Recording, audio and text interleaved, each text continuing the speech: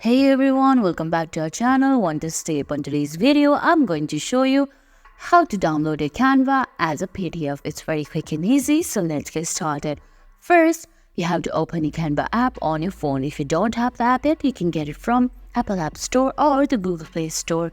Then once you do that, open the app and on the bottom of the screen, you can see there's project option right beside home. Tap on it. Now scroll down and find the design you want to download as PDF.